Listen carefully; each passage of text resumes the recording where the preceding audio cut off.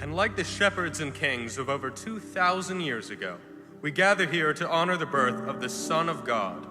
We follow in the footsteps of those first witnesses who spread the word of the Savior's birth, and we pause to remember the child with his eternal promise of goodness and light. Born in an obscure village, he was the child of a peasant woman. He grew up in another village where he lived in poverty, was reared in obscurity, and worked in a carpenter shop until he was 30. Then, for 3 years, he was an itinerant preacher. He never wrote a book. He never had a family, or owned a house, or held public office. He didn't go to college. He never visited a big city. He never traveled 200 miles from the place where he was born. He did none of the things one usually associates with greatness. He had no credentials but himself.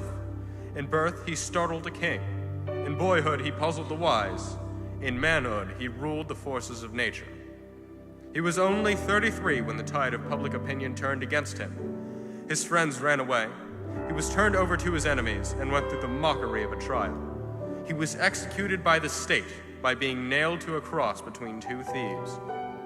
While he was dying, his executioners gambled for his clothing, the only property he owned on earth. When he was dead, he was laid in a borrowed grave through the pity of a friend. Great men have come and gone. He lives on. Herod could not kill him. Satan could not seduce him. Death could not destroy him. And the grave could not hold him. All this happened over 20 centuries ago. And yet today he is the central figure of the human race and the leader of mankind's progress.